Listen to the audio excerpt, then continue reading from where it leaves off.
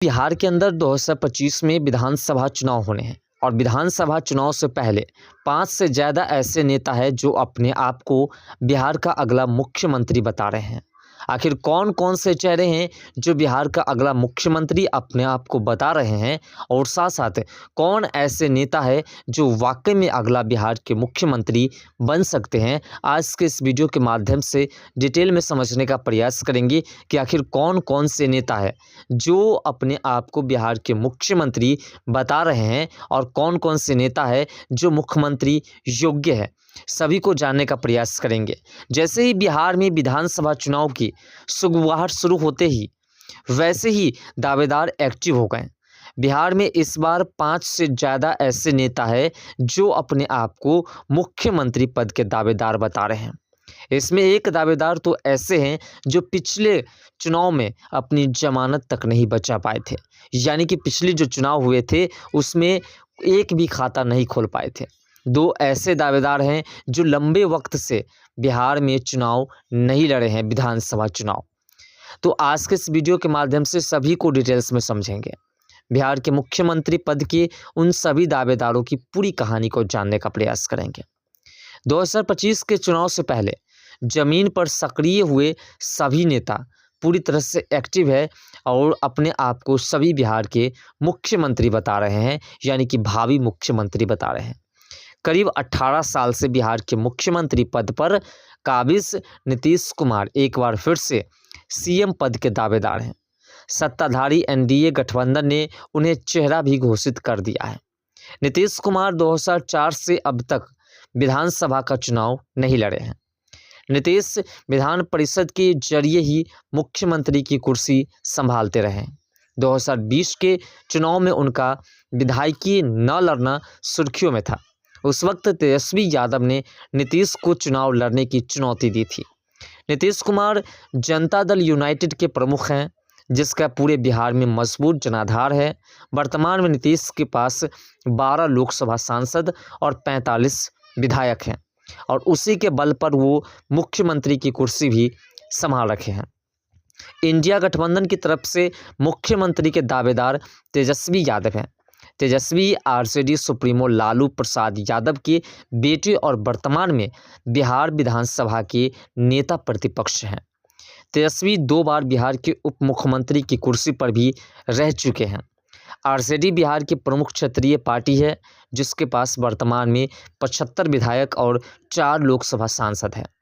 2020 के चुनाव में तेजस्वी को पहली बार मुख्यमंत्री का चेहरा घोषित किया गया था कि 2020 का जो चुनाव है उसमें नीतीश कुमार की जगह पे समझो तेजस्वी यादव मुख्यमंत्री बनेंगे। और प्लूरल्स पार्टी के प्रमुख पुष्पम प्रिया चौधरी जो कि मुख्यमंत्री की रेस में शामिल है।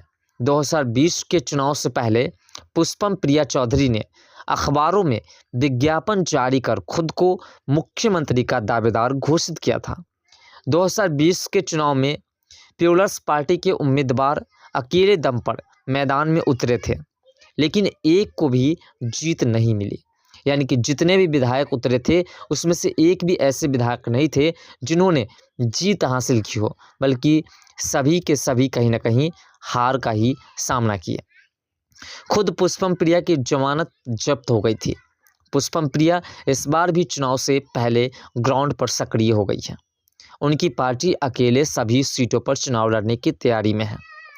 2022 में पद यात्रा की शुरुआत कर बिहार की राजनीति में उतरने वाले प्रशांत किशोर भी मुख्यमंत्री पद के प्रबल दावेदार हैं। प्रशांत किशोर की जनसुराज पार्टी सभी 243 सीटों पर अकेले ही मैदान में उतरने का दावा कर रही है। बिहार फतह के लिए प्रशांत ने विशेष प्लान कर रखा है। प्रशांत किशोर की पार्टी जाति के साथ साथ महिलाओं और युवाओं को भी साधने की जो है कवायद में जुटी हुई है। किसी भी तरीके से चाहते हैं कि हम सभी को एकत्रित करें और फिर हम अपनी पार्टी को मजबूत करें ताकि 2025 में विधानसभा चुनाव आसानी से जीत सके। चुनावी रणनीतिकार के रूप में पहचान बना चुके प्रशांत किशोर मूल रूप से बिहार की ही रहने वाले हैं। निर्दलीय सांसद पप्पू यादव की भी मुख्यमंत्री की कुर्सी पर नज़र है। पप्पू यादव कांग्रेस के जरिए यह कुर्सी हासिल करना चाहते हैं। यही वजह है कि लगातार कांग्रेस के नेतृत्व में बिहार चुनाव लड़ने की बात कर रहे हैं।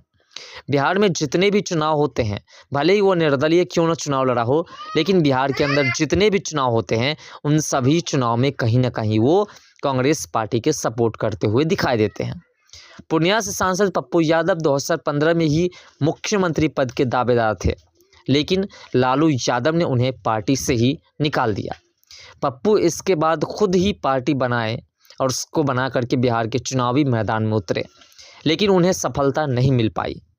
हालांकि पप्पू की ख्वाहिश पूरी हो पाएगी या नहीं, यह दो बातों पर निर्भर करता है।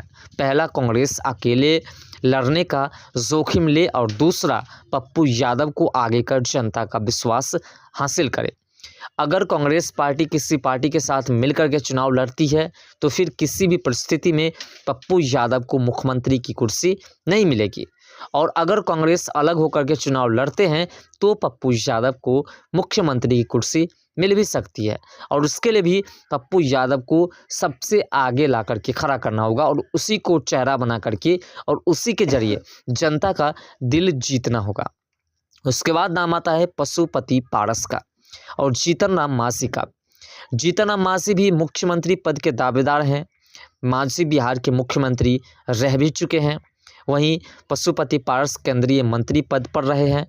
मांझी अभी एनडीए के साथ है तो पारस अकेले बूते ही चुनावी जंग में उतरे हैं।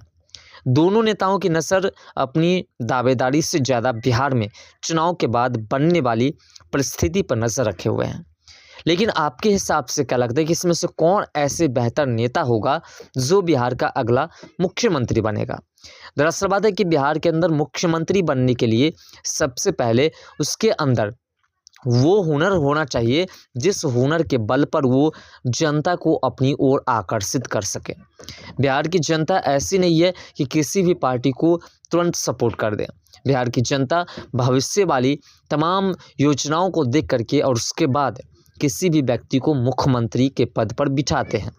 ऐसे में जितने भी पार्टी के नेता हैं और जितने भी कैंडिडेट हैं जो अपने आप को बिहार के अगला मुख्यमंत्री बता रहे हैं, उसमें से कौन हकीकत है ये जनता डिसाइड करेगी। लेकिन फिलहाल नीतीश कुमार एक बार फिर से दोबारा मुख्यमंत्री बन सकते हैं, ऐसी उम्मीदें जताई जाती है।